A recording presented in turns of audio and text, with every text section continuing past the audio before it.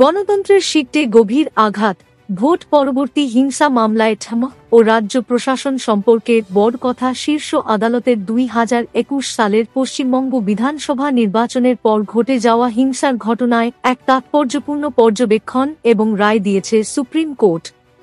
বীরভূমের 5 অভিযুক্তের জামিন খারিজ করার পাশাপাশি দেশের শীর্ষ আদালত তৃণমূল এবং রাজ্য প্রশাসন সম্পর্কে গুরুতর মন্তব্য করেছে।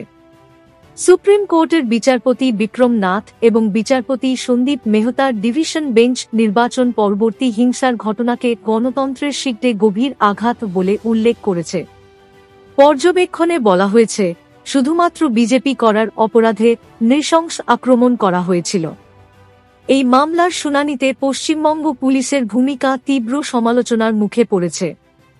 অভিযোগ উঠেছে, আক্রান্তের স্ত্রীকে বিবস্ত্র করে হেনস্থার মতো গুরুতর অভিযোগের পরেও পুলিশ প্রশাসন কোনো পদক্ষেপ নেয়নি। এফআইআর পর্যন্ত গ্রহণ করেনি সংশ্লিষ্ট থানার পুলিশ। উল্টো আক্রান্তদের বাড়ি ছেড়ে পালানোর পরামর্শ দেওয়া হয়েছিল বলেও অভিযোগ উঠেছে। সুপ্রিম কোর্ট অভিযুক্তদের বিরুদ্ধে এলাকায় প্রভাবশালী হওয়ার এবং তদন্তে অসহযোগিতার অভিযোগ মেনে নিয়েছে। দীর্ঘ শুনানির পর অভিযুক্ত 5 তৃণমূল কর্মীর জামিন খারিজ করে দিয়েছে শীর্ষ আদালত। উল্লেখ্য, 2021 সালের এই ঘটনায় 2022 সালে সিবিআই অভিযুক্তদের গ্রেপ্তার করেছিল। এরপর 2023 সালের জানুয়ারি এবং এপ্রিল মাসে পর্যায়ক্রমে কলকাতা হাইকোর্টের ডিভিশন বেঞ্চ থেকে জামিন পায় অভিযুক্তরা।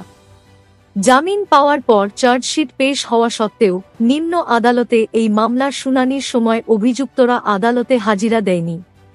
এরপরই কলকাতা হাইকোর্টের ডিভিশন বেঞ্চের রায়কে চ্যালেঞ্জ জানিয়ে সুপ্রিম কোর্টের দ্বারস্থ হয় কেন্দ্রীয় তদন্তকারী সংস্থা সিবিআই। সুপ্রিম কোর্টের এই রায় শুধু অভিযুক্তদের জামিন খারিজই করেনি, বরং 2021 সালের ভোট পরবর্তী হিংসার ঘটনাগুলোর ভয়াবহতা এবং সংশ্লিষ্ট ক্ষেত্রে রাজ্য প্রশাসনের ভূমিকা নিয়েও গুরুতর প্রশ্ন তুলেছে।